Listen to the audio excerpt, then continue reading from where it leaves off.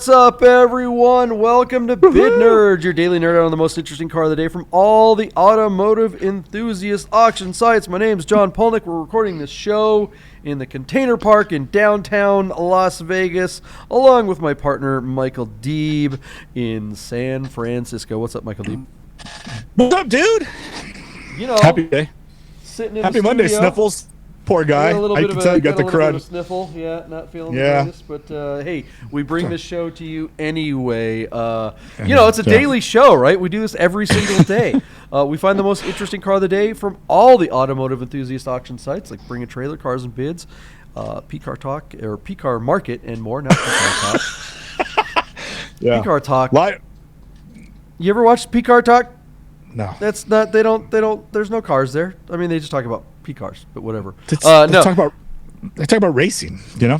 Do they? Yeah, that's probably not a lot. They really do. It's all with them. It's all track cars. If you want a Porsche podcast, a dedicated Porsche podcast, you got to listen to or watch Dur or Die, the Porsche podcast on YouTube. Yeah. That's one of our other channels that we also shoot right here in studio. Dur or Die, twice weekly, usually like from the Tuesdays and Rami Fridays. studio. From the Rami studio in downtown Container Park, myself and Dwayne Wick, which I got to tell you, I don't know if this will come out before the next Dur or Die episode, but you know, I almost had to eject Dwayne from our show.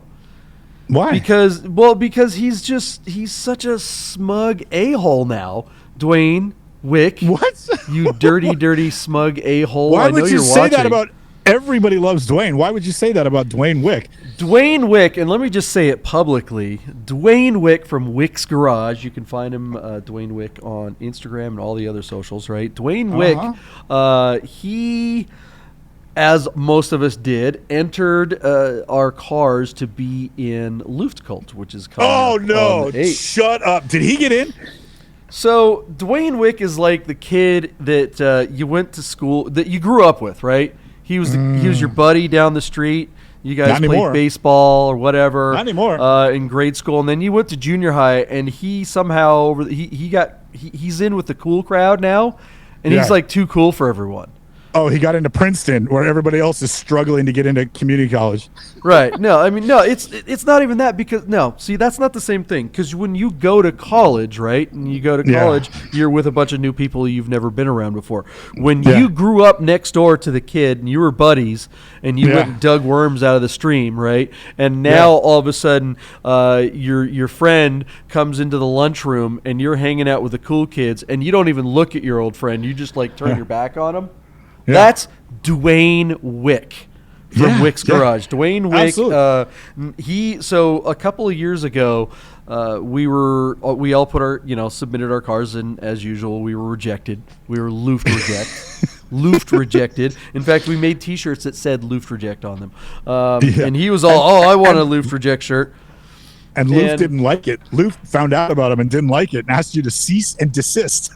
They did not use that term, but Patrick Long that was the message. Yeah, that was the message. Stop. Don't do it anymore. So so we didn't. It was fun. Yeah. It was all in good fun. It was in jest, right? It's like, come on, guys, get over yourselves. You're not that cool. But we made the Luft Reject shirts. It was a lot of fun.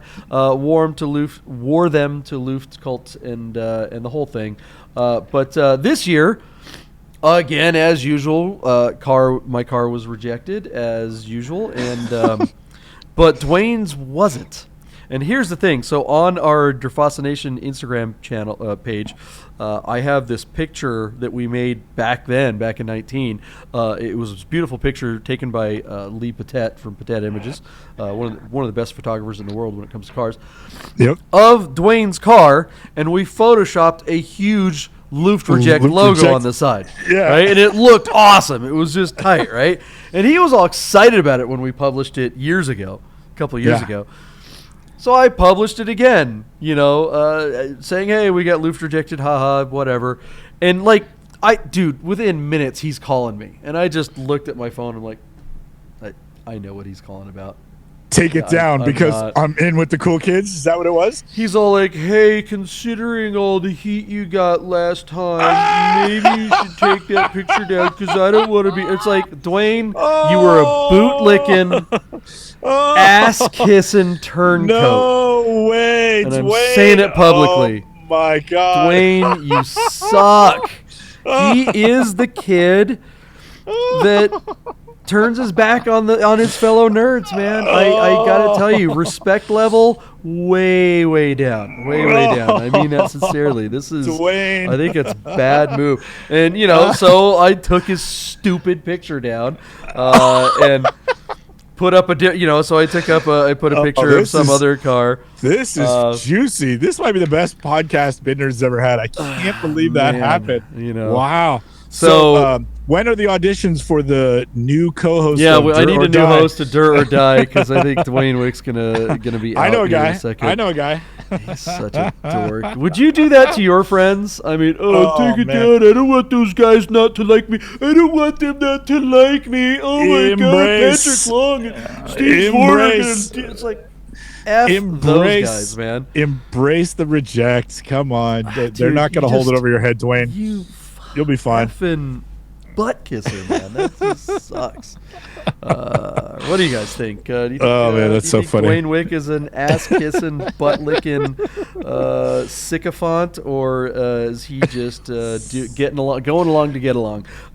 Look, I think I'm quickly becoming like the Alex Stein of the Porsche community. I'm just like going to be out there, just pissing everyone off, and I'm okay with that because I don't care what you think. I really don't. I mean, clearly we do this show every day and nobody watches it, so I'm not in this for people to kiss my butt. Says there it is.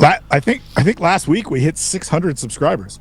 Oh, did we? Look out. Thanks for saying that out loud. That makes me feel depressed. That's Mark. It's kind of ridiculous. Cousin Mark said congratulations on 600 subscribers at the end of last week. So we really do appreciate all 600 of you guys. Thanks so much for doing that. And we're more and more people there. More and more people are turning us on, maybe to drown out the sound of their spouse's parakeet or something. I don't know. Have you subscribed? I know you're watching this show. We know a lot of people watch the show but don't subscribe. We can tell in the whole little gizmo thing. It tells us those types of things. So hit the subscribe button if you haven't done it. And I don't know. You probably, if you're new to this channel, you're like, what did I thought I was here to find out how much a Porsche is worth. And bring on the Porsche. These a-holes are making fun of their friends or something like that. This is just a bunch of crap. What we do is we find the most interesting car of the day from all the automotive enthusiast auction sites, and we talk about what they're going to sell for on their auction. We make predictions, and then we go into the future and we show you exactly what happens. So let's get right to the most interesting car of the day. This is a pretty darn interesting car. Tell me about it. What do we got, Michael Deeb? Yeah. Now, first of all, I think it goes without saying Dwayne Wick would never be caught dead in a car like this because I don't think this car will ever get into Luft Colt. It's not Luft. Anyways, 1987 Porsche 944 Turbo. JP, you are a producer. Marketing is everything. How you present is going to determine how you are received.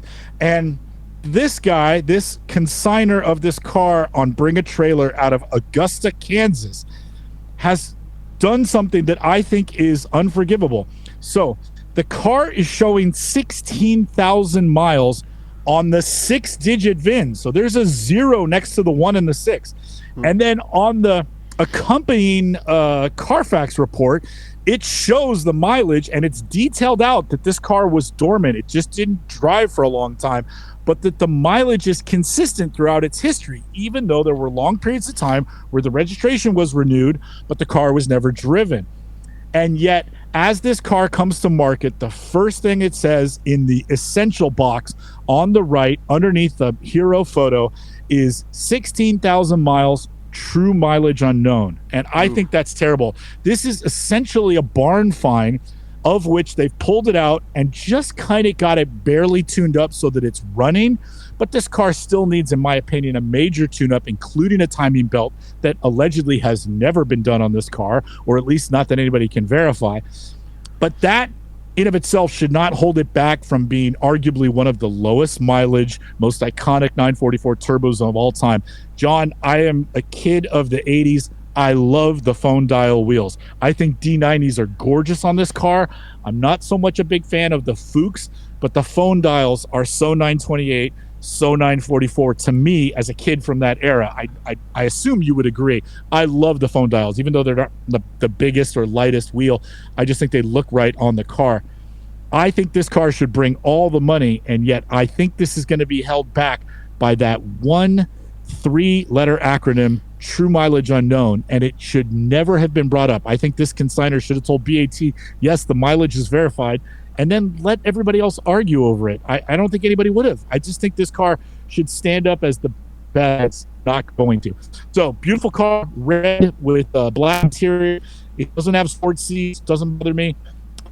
Really beautiful condition. I mean, it's kind of the iconic color pattern, guards red over black.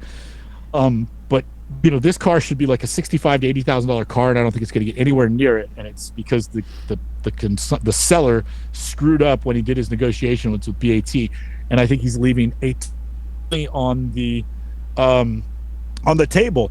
That being said, me and everybody else that's always wanted one, this could be maybe the best deal of any 944 Turbo to sell this year, because I think you could rip this car. Yeah, it certainly seems like there might be an opportunity here. The pictures are slow to catch up, but the car does really look like it's in excellent shape.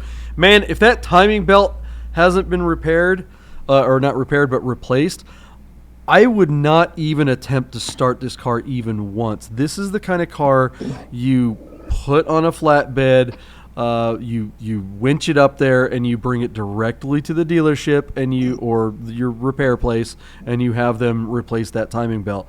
Yep. I agree. That timing belt goes, this engine needs to be rebuilt or replaced. And on a car that has this few miles and is in this good a condition, you, the owner of this car, are a flippin' idiot to even turn the key on this car. I have literally seen them break in the parking lot at the repair shop. 944 at the shop, there to have a tune-up and the T-belt replaced, and they started up to move it from the parking lot to the bay. Oh my God! And they snapped. Right. Heartbreak. I mean, that's just it's a Greek tragedy. Yeah. And that's the thing too, is like if you're in this situation, you have this barn find car and you find this car and you don't know when the timing belt has been done. You put it on the lift, or not the lift, but you put it on the tow truck, and you tell them at the shop, hey, I am delivering this car to your shop. Do not start it. Start, right? Don't even drive it from the front to the back. Because they'll say, oh, well, it snapped in the parking lot, not our fault. It's like, yeah, it is at this point. I'm telling you, I'm giving you notice right now. I'm dropping this car off in your parking lot. You push it onto the lift and replace that timing belt, because it is an absolute disaster. These cars are fantastic in every other way. They are very reliable, a ton of power. And this is one of the greatest car of its time. A 944 to a 951. These are just unbelievably good cars from 1986. What year is this one? 86 or 87? 87. It's about 220 horsepower and over 240 pound-foot of torque. This car also comes with a performance chip that the owner hasn't put in because he hasn't replaced the timing belt yet. Yeah. So you get that, get it smogged, throw the chip in there, and I mean, good to go. Yeah, yeah. This is one of the first cars in America that had an airbag too. Oh wow, good call. Yeah. So, box flares, phone dials. Oh man, the car. Not that you would want the airbag going off in your face. Do you really want an airbag from 1986 exploding in your nose? Could you imagine? I would almost go. Maybe we can disable that thing. Wow, beautiful car. Okay, so given those things and the horrible photography here, this is just not very well done. I mean, this is such a beautiful car that they really should have stepped up here. What do you think it's going to sell for, or what do you think what's going to happen with this auction? So, Pete, essentially, this car closes tomorrow, and then we'll cap it and come back to it. It's sitting at $19,250. I originally wrote $38,000. I do think it'll bring 40. I'm gonna go 40 grand.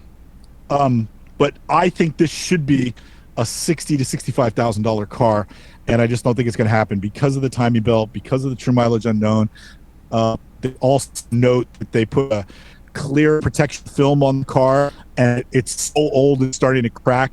So that could be a real sticky problem trying to get that off and either remove it or put a new version of it on. That could be a problem. But still, this is kind of a time capsule, JP, and I'm actually interested in this car. I really wish, we just got a 914 for Esther. if we didn't, I'd be really interested in bidding on this car. I do think somebody's going to rip it and find themselves very happy that they got the car for so little. Yeah, I mean, I'm going to say 35. I'm going to be pretty bearish in general in cars, just because of what's going on with the economy. But this does have the potential to take off.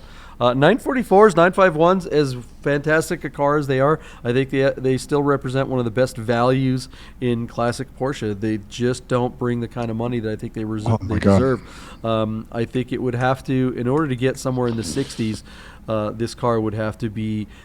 This car would have to have been updated. Like someone would have to have gone through and done all the maintenance to it and done new the tires, detail new belt, and just make it ready to go. This thing has to be turnkey. Whereas it is right now, it's essentially a project because, like I said, you can't even start it without risking a catastrophe. So, but do people really think about those types of things? I think a lot of people get caught up in the low mileage stuff.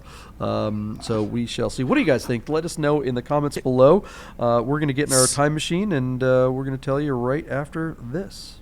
Hey guys, I'm super excited to tell you about our sponsor, Guys Customs. That's Guys, Gyx _customs. That's how you spell it. Guys Customs bracelets. These things are amazing. Check them out. They're handmade in America, custom bracelets made to match your watch or your car. These things are unbelievable. I have 3 or 4 of them myself. My partner Michael Deeb has a bunch of them. They're pretty addictive once you get one. Each one of them are bespoke. We're talking carbon fiber. We're talking titanium. We're talking stainless steel, glass. There's none of this cheap Chinese garbage that you see a lot of bracelets being made out there. These ones are super high quality. They're made right here in America. When you go to Guys Customs on Instagram, it's about the only place that you can order one of these. When you DM the artist, you're actually reaching the real artist when you DM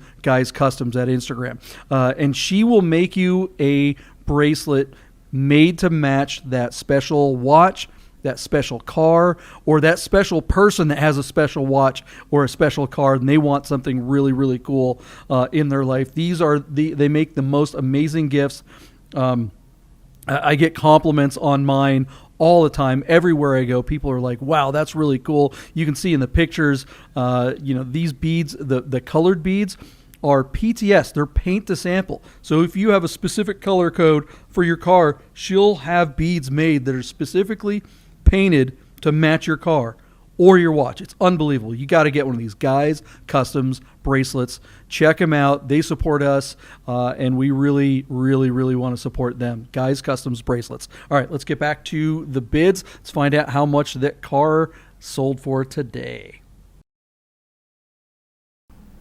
All right, guys, welcome back to the future. We are here doing the bid nerd thing, your daily nerd out on the most interesting car of the day from all the automotive enthusiast auction sites. Interesting results this week. We are definitely seeing some softening out here, but this is a big number, I think, still for this car. What happened? Yahtzee watch. Yahtzee alert. Yahtzee watch. My partner is sniffing a Yahtzee. All right, so a couple things I want to say about this car. This really wound up being an interesting one to cover this week. Again, the seller told Bring a Trailer that he was unsure about verifying the miles. And I think that's a huge mistake because the miles on the car with the 6-digit VIN and the Carfax are congruent. And I think by doing so, Bring a Trailer published this as a true mileage unknown car, and I think that cost him money. The result doesn't surprise me, but I think the seller left $20,000 to $25,000 on the table. So our car out of Kansas on Bring a Trailer has 16,000 miles. Although BAT says TMU, I'm confident that the mileage is authentic. I said 40,000, thinking this car should have been worth 60 to 65. You said $35,000 and nearly got a Yahtzee, and I mean nearly. Our car sold on Bring a Trailer for $35,500 on JP. Are you sitting down? 54 bids. I mean, people were all over this car. But I would assert that if this car were published as 16,000 miles and the guy said, yeah, that's it, look at the Carfax, and then stop talking, I think this car would have brought, say, $55,000 to $65,000 easy. And I wonder if you would agree with me, because we have seen the early version of the 944 turbos, 86s and 87s, not the S's, but these early ones, we've seen them bring 60 to 80 grand with super low miles. And this car has super low miles. Now, I don't think it would have been an 80 grand car because this car needs some servicing and some cosmetic attention. But this is collector condition, or has the potential to be a collector car. And so I just think that this guy really screwed up, in my opinion. Do you agree with that, John, or do you think I'm tripping on this car being worth 60 grand? Even if all those things were done, I still think that in this market that's going to be tough for a 951. That's fair. That's fair. But what do you think? Certainly money at least. Probably 10 to 15 grand left on the table here. Fair. I'll agree with that. Which means if they had spent $3,000 or $4,000 on doing the basic maintenance, like the T-belt and stuff, specifically the T-belt, like I said before the break, that would have made a big difference. And then paid a photographer to take some better photography, and a detailer. Good. Smart. $500 to get this thing detailed correctly would have made a massive difference. I didn't notice this before the break. Did you notice this? What is going on these seats? Yeah, well, then turn around and look at the dash. He put on the dash, and then he put, I think, regular 944 red. Yeah, that turbo's not supposed to be there. Yeah. That's the same sticker. Yeah. And that's a sticker also. And then on the back of the car, John, if you can get to the tail of the car, where it says 944 and a red reflector in the middle of the car, I think is from an early 944 and not standard on a turbo. Tell me if I'm wrong. But you need the tail of the car. That is a very good question. I'm going to say that those were around in 86 in the center. But this is an 87 turbo, and I don't think it would have said just 944 on a turbo car. There's no way Porsche would have branded it that way. They didn't put 951 on any of them in America. They were all 944s here. That could have been something done, period, or maybe by the dealership or something like that. But the stickers on the markings on the headrests and the dashboard are totally goofy. All little details that are easily corrected and could have avoided what is kind of a sad result. I mean, $35,000 for any version of the 944 is pretty good in today's market. But given this one, probably the year, or not the year, but the miles, I agree with you, are probably legit. Man, a lot of money left on the table. This is definitely a car that someone got that could probably flip. Let me frame it to you like this, JP. 1987 944 turbo with 16,000 miles cost $38,000 brand new, and in today's market on Bring a Trailer with 54 bids didn't bring sticker. That doesn't make sense. That car should have brought $5,000 or $10,000 over sticker at least. Well, I mean, like I said before the break, this car, to me, honestly, is project status. Even though it's in very nice shape and it's very nearly there, it's not a car that you can even start. Again, agreed. If you are the new owner of this car, congratulations. You got a spectacular ride. Flatbed it to the nearest shop and get that fixed. Get that thing updated. Otherwise, you could be in a situation. Like I've seen these. When that timing belt breaks and you just turn the ignition and it'll just spin freely, it just sounds fine. Doesn't sound like anything's wrong with it. But everything's done. You're toast. It's just crashed. So if you ever get in a 944, if you're ever looking at a 944 and it just won't start for some reason, but it's turning over freely and it's got spark, or at least it's got, it's the ignition is doing its thing and it just sounds like it's not getting fuel or something like that. Probably timing belt's trashed, so you're going to need at least a top end. Don't buy it. And one thing though is honestly the top end on this car is easier to rebuild than an S2 non-turbo because it says the 8-valve head and the solid stuff. The 16 valve. That makes sense. 16 valve. So, but nevertheless, it's a big old problem. Well, congratulations to the new owner. You got a great car. If as long as you're spared those big issues, clean it up. Take some pretty pictures, send them to Bid Nerds. We'd sure love to see it in its done form. What do you guys think of the result? Did you try? Did you play along? What were you going to say, Michael Deeb? Well bought. I agree with you. Owner, you rent a car for $35,000 that for $40,000 invested, you'll have a nice car. With that many people paying attention to it was surprising that nobody else kind of picked up on that, but whatever. Did you guys play along? Did you put a bid in below? Were you close to us? Were you as close as I was? Man, that $500. Nobody was close as you.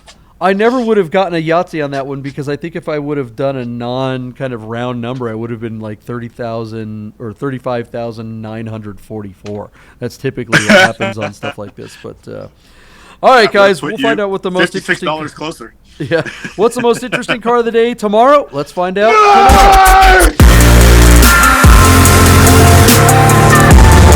Get the word!